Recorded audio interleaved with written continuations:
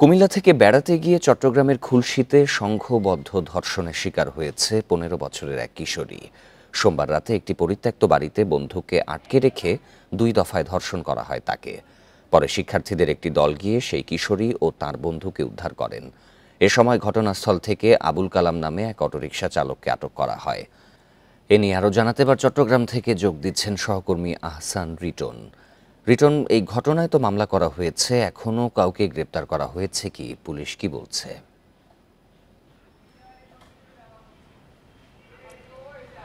ইতিমধ্যে আবুল কালাম নামে একজন অটো চালককে আটক করা হয়েছে বলে আসলে পুলিশ থানার পক্ষ থেকে জানানো হয়েছে। আপনি জানেন যে গত পরশু অর্থাৎ সোমবার দুপুরবেলা কুমিল্লা থেকে দুজন তরুণী তারা চট্টগ্রামের উদ্দেশ্যে আসেন এবং সন্ধ্যা ৭টার দিকে তারা যে ঝাউতলা রেল স্টেশন রয়েছে সেখানে নামেন এবং নামার পর তারা আসলে যেখানে তাদের যাওয়ার কথা ছিল সেই জায়গাটি তারা চিনছিল না। সেই সময় কিছু যুবক তাদেরকে সেই পথটি চিনিয়ে দেওয়ার কথা বলে একটি পরিত্যক্ত বাড়িতে নিয়ে যায় এবং সেই সময় বন্ধুকে বেঁধে রেখে সেই তরুণীকে পালাক্রমে আসলে দুবার ধর্ষণ করা হয় বলে আসলে পুলিশ আমাদেরকে জানিয়েছে এবং ইতিমধ্যে আমরা সেই তরুণীর যে জবানবন্দি সেটি থানায় রেকর্ড করা হয়েছে। পাশাপাশি তাকে অর্থাৎ ভুক্তভোগী সেই তরুণীকে এখন চট্টগ্রাম মেডিকেল কলেজ হাসপাতাল যে ওসিসি রয়েছে ওয়ান স্টপ ক্রাইসিস সেন্টার সেখানে তাকে নেওয়া হয়েছে এবং সেখান থেকে তার বিভিন্ন নমুনা পরীক্ষা করা হবে। তারপর পরবর্তী যে সমস্ত স্টেপ নেওয়ার সেগুলো তারা নেওয়ার কথা আমাদেরকে জানিয়েছেন।